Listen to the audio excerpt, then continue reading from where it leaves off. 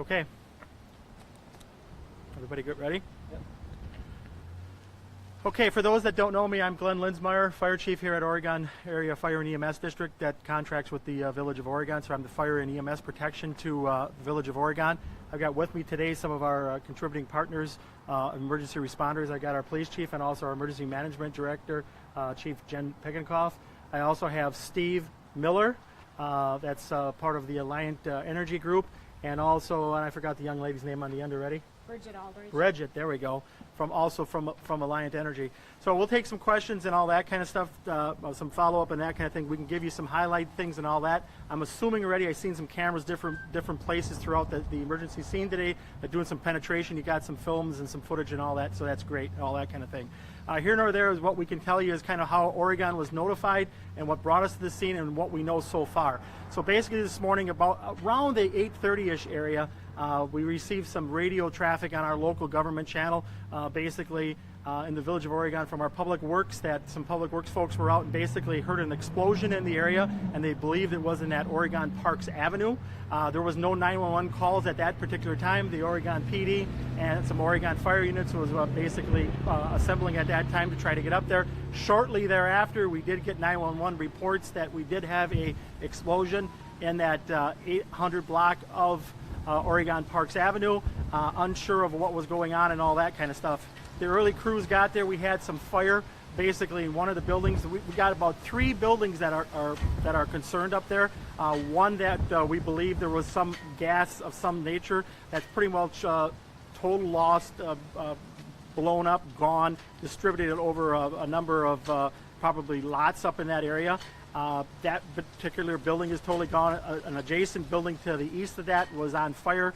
The suppression crews started making suppression between the Oregon Fire Department and the Oregon Police Department. Of course, our first and foremost objective is to life safety and taking care of folks that are on the street and in the immediate area. So between those two agencies, we started to capture those people on our road, take them to a safe location, and trying to assess the situation, while at the same time trying to diminish, put down, out any structure fire, or trying to get that knocked down to a point that we can control that. All that stuff takes time. Of course, we went to a box alarm, bringing our mutual aid partners in from quite a big distance. We went through a third alarm, bringing in folks to be able to add to our fire and EMS protection. Here nor there, the good news out of this is the things that the highlights of this, the things that we look at immediately, is that building that totally blew up. And is basically dismantled and gone. Was under construction. That was a duplex that we can tell. We are unsure of what happened with that. That's why we have Alliant and other partners with us. We're working through that. Here nor there, at this point, we have no one that was in any structures that we are aware of at this point. We've penetrated and got into where we can on a safe means in doing so. So we don't believe there's anyone in any of those structures that have blown up.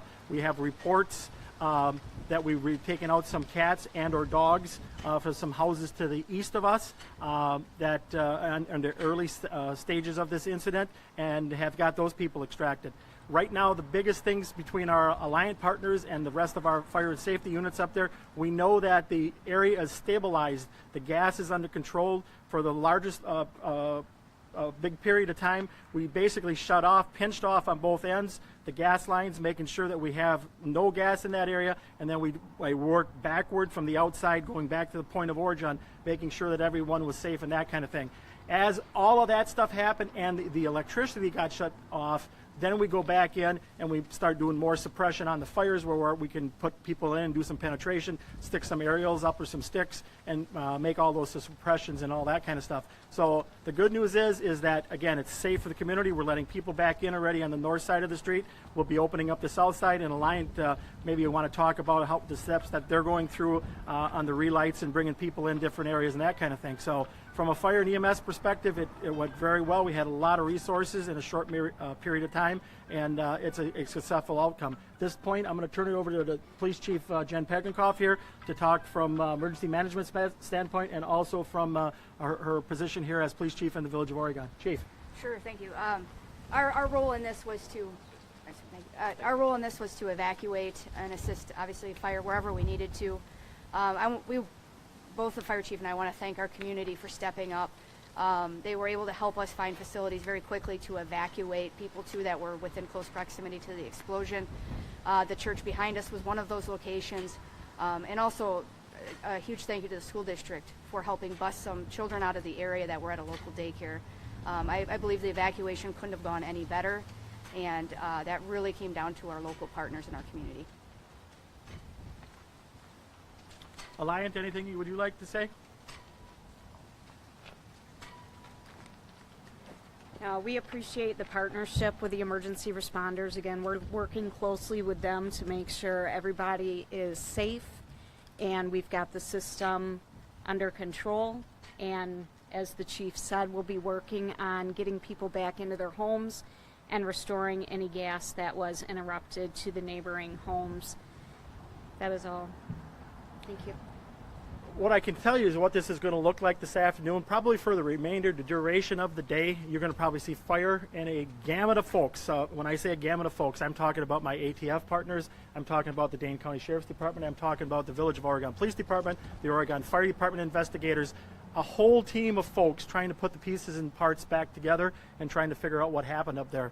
What will probably happen, and again, I'm just assuming at this point, depending what that team tells me, you'll probably see us doing some, maybe some fencing around those structures, those three structures that are involved, because it is a incident, a crime incident at this point. We don't know, so we want to make sure we keep people out, and then we'll secure that. So this afternoon, I would just recommend people to stay out of that area, stay on CC. Everything else, I think the PD and the police department's got pretty well shut off and locked off, so you can't get up there, that kind of thing. But again, from the larger perspective, teams came together very well, very fast. We've mitigated everything. No loss of life, no injury to all our responders. And from the fire perspective alone, I probably had 60 to 70 some folks there on the fire side. The law enforcement side, do you go to Catmar car? So you probably had 30 or more? We had, I would say, 4 to 5 other agencies assisting. Yeah. So we had a lot of folks, a lot of people came together. You know, over the years, we've learned from other incidents. We bring people together. We manage this stuff. We do tabletops to make these incidents and successful outcomes. And today, so far, it's been, knock on wood, a successful outcome of dealing with what happened. So I take any questions, or our team would take any questions. Since the building was under construction, was gas going to the building? So I can tell you what I know, and again, these are preliminary reports. We have to verify double and triple, and we have to all of that kind of stuff. So the preliminary reports that I have been told, again, not 100% sure on all the above, but from what our understanding is, gas was brought into that particular structure probably around 2-3 weeks ago. And it was brought in by a contractor, that kind of thing, and it was confirmed that that structure had gas. And just confirm all humans are obviously are safe, but all pets are accounted for and everything? In that building that was under construction, there was no pets or no animals and no life, no occupancy to that building. So from our perspective, from the construction company, the subcontractors and everything else, there's supposed to be no one there today. The reports that we have was that building was totally closed up. There were some people working to the west of that, but for the foremost of everything, we got a house that's totally enclosed. Windows, so it's got some siding on it, got drywall, that kind of thing. It sounds like the furnace was hooked up a few weeks ago by a local contractor. We will be working with all those contractors, I should say my team, our investigators, be working with all those folks, checking all that kind of thing, working with the local building inspector and our folks accordingly to make sure that we can put all these time frames together to be able to come back and tell everyone at some point what happened up there, basically. But to follow up on what he asked, the house that caught fire, were all the pets out? Were they safe? So that particular house there, as Chief Pegenkoff, why don't you go ahead, Chief, and talk a little bit about that? Yeah, so when emergency responders arrived on scene, a dog was removed from the residence that had caught fire, but thankfully that dog has been reunited with its family and is healthy. So pets are out that we know of, and all good. So. And those buildings have been checked for occupancy, and from the reports that I've heard, everything was empty. So, which is good reports. I want to ask. You mentioned that the gas and electricity was shut off basically on both sides of this building. How far out So how far out? Basically, in a nutshell, Oregon Parks on the south side of the road, basically from intersection from, let me go, Bergamont down to Alpine, pretty much everything on the south side of the road at one point, and probably still, we had both gas and electric shut off. The only thing that was probably left on was our daycare down here in the corner and our food pantry. And neither of those have been turned back on as of yet, but we do have plans for the electricity. Yes, we will be working with Alliant, the homeowners, and letting people get back and reunited with their homes and their structures this afternoon and all that kind of stuff. And Alliant has a very thorough re-entry for gas and for electric that will be looked at and all that kind of stuff. But right now, everything appears that what our team is telling me so far, everything appears that this explosion is probably high and out of the ground, so it wasn't dissipating through the actual ground and that kind of stuff. It probably was higher, just in some of the preliminary reports that we looked at today. Do you have any reason to believe that there might be any foul play involved? Earlier there was a robbery on the same block that police were still kind of looking for Yep. a suspect. So I'm going to let the police chief take that one. As far as the fire is concerned, I have no beliefs that that is the case, but as part of our due diligence in looking at this whole incident, all of those things will be looked at, and the police chief can talk much more intelligent on that than fire chief. So to directly answer that question, at this time we have no information to connect the two. So we do not believe they're connected at this point. So Chief, how stressful is it that you had an ERT situation yesterday, you have this today, literally on the same streets? I guess how stressful is it to the department, to the community? I mean, I live here; it's a pretty peaceful community. Mm-hmm. Yeah, we have definitely focused a lot of additional resources in the area, and we will continue to do so. We have asked for the community's help in locating this individual we were looking for yesterday. Yesterday we were able to determine he was not in that location, but we know that now that this has happened, even if it's not connected, it certainly makes people concerned. So we're going to let them know we're in the area, and they're going to see us more. The third structure that was mentioned, was there any damage to that one? I don't remember if you touched on it. The third structure, which we again to the east, and this is probably in the 836 category as far as address-wise, and don't quote me totally on that, but it's like the third structure to the east up there.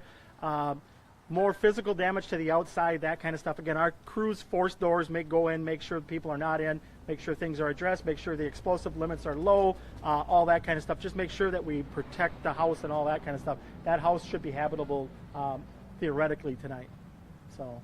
Are you looking at any kind of damage to nearby structures? I know a few neighbors mentioned there. Preliminary, we've had a lot of reports. I think police department done. A lot of people have been shook up. Like you said, this is a very peaceful, laid-back, quiet community. This explosion really shook a lot of people. Really put a lot of people, at alert, because it's just something that doesn't happen in the village of Oregon in this peaceful community. It's just one of those things. We've had reports, but not confirmed yet, that we've had some glass broken out of some businesses, different places, and that kind of stuff further to the east. We have not looked into that or that kind of stuff. I'm assuming the general public will be letting us know as we go forward and that kind of stuff, or just let the police department or the fire department know if people hear us and you got some damage someplace to the east that we can we investigate and put it part of this incident. But that's about the extent of it. Most of it is very local right there that we know of and that kind of thing, and we'll see what happens as time goes on and people come back home. We're seeing photos and videos come in of the scene, but I mean, describe when your crews responded. What did it look like, and have you ever seen anything like this in your career? I have. I've been doing this a long time. I mean, like since 1984. So I've been fire chief in numerous communities and different places. So yes, how could I describe this? I was one of the early responders. The chief was with me. Like I tell people, I never personally served in the military, and I thank all of our military brothers and sisters for doing what they do and all that kind of stuff. But there again, when you come into a community that you know is under construction and things are organized and all that kind of stuff, you just look at an explosion field and you're looking at sheets of plywood, you're looking at shingles, you're looking at all of the components that go through a house and are laying in a street, and you need a contractor with a bobcat or some equipment to move stuff so you can get in with your emergency equipment and set up on the front to do fire suppression beforehand. It's just very chaotic. And again, we have a lot of young men and women on our fire and EMS department and that kind of stuff. This is new for those folks. You know, you plan for that, you talk about it, we do tabletops, we do all that kind of stuff, but it is not like the real life experience of walking into something like that or dealing with that and all the aftermath of running an incident and being part of that for the next hours or days or however it falls out. So it's good learning experience for everyone. We'll always learn. We take notes away from this, all of our emergency partners and responders and all that kind of thing, and we become better for the next. And we share it with our neighbors. If you look at it today, again, we're as deep as Sun Prairie that I know of, and Edgerton and a bunch of other folks on our cards, but we pre-plan this stuff on our Mavis box alarm cards, and again, that is building these, just hey, so many engines, so many ambulances, and so many responders and chief officers to manage this stuff when and if something happens, and today was one of those incidents. Do you have a number yet? I don't know if you might know this exact number yet of how many different agencies responded. I do not, but I will get all that for you in the days and times ahead, and I'll share it on a press release to everyone. It's a large number. For the Alliant Energy people, people are obviously going to be, whoever sees this, are going to be extra careful, so to say, with their hot water heaters, with their natural gas heaters. What should they be looking for to, I guess, keep themselves safe? Alliant Energy, Can you step to the mic, sir? Thank you. so I would say that Alliant Energy, we install mercaptan in our gas main that smells. So if you smell something, call 911, call Alliant Energy right away. That's your biggest safeguard. If something doesn't seem right, get out of your house, make a phone call from a safe distance or remote location. We'll send crews out to investigate and deem the scene safe. How are you going to approach kind of the investigation looking into what happened? So we'll just go back to our work practices. We have procedures in place that we'll follow to do our investigation. Like the chief said, we'll basically verify that there were no leaks, that all the equipment that was used during the installation of gas mains were all calibrated and done properly. So There's a lot of things that people do not realize that happens in new construction going in. So you've got contractors bringing in the actual distributing lines going from the supply. Alliant Energy is our partner that basically provides the source of energy to the Village of Oregon for gas and electric. So they're concerned on their end of making sure that their equipment, their valves, and all of those safety procedures are taken care of. All of there's things built in line that basically when a gas meter gets taken out, when the system doesn't recognize that use of gas, it shuts down, and it appeared that all of those systems work today, because otherwise we would have had a lot worse situation up there at hand. So now it's all about once that meter is set at that house, what happens after that meter and how it's distributed through the house and all of the different lines and all of the different contractors and all of the different folks that are part of that. I mean, there's just a lot of different variables. In construction, and you go back to my tenure in the fire service, I have seen meters on the outside of the houses being basically ignited from contractors and different things. I've seen gas blowing different places where people shoot a screw through a wall. And again, this house is not occupied. The windows and doors are closed, and things can build up. So there's just a lot of things that our investigating team that have to go through all this kind of stuff and make sure all these boxes are checked, I's dotted, T's crossed, and find out what's really happening in there for the last days and weeks. Because sometimes it takes a long time. We'll get calls different places. We've had successful outcomes on the south side of the Village of Oregon where we've had the ground bubbling up, and we've noticed natural gas coming through the ground. And the Alliant team and the fire department and the police department, we all recognize that, and we've mitigated that, and we shut the stuff off. And the next day, the teams come out, dig up the lines, and find that it was new construction and something got scraped on a main line days and weeks, even months ago before it actually broke or started to come up. So I don't believe that necessarily the case, but there again, we got a team of investigators to work on all of that to see what's going on and look at what happened. So it's just time. It just takes time. People want answers all the time, but the biggest thing that I can tell you over the 35 years of doing this since '84 is give us some time. And sometimes it takes us a couple weeks, might even be longer. We'll keep you updated on all the whereabouts and all that kind of stuff. We'll get you these other information as far as the resources and all the partners that came here today and the investigation as we go along. We'll keep you in the loop. And Chief, just to reiterate and clarify, there's currently no danger to neighbors in the area. Is that right? No danger to any neighbors in the area. All of those things have been eliminated quite some time ago. Again, the re-entry on the north side of Oregon Parks has already started. We'll be working on the south side. And again, you're going to see a police fire units out there, and presence is what I'm trying to say in the neighborhood, probably until at least dark tonight. And we'll go from there. But yeah, that's where we are. No dangers in the area. No dangers. Thank you. Thank you. Thank you. Thank you. guys so much. Thanks for waiting.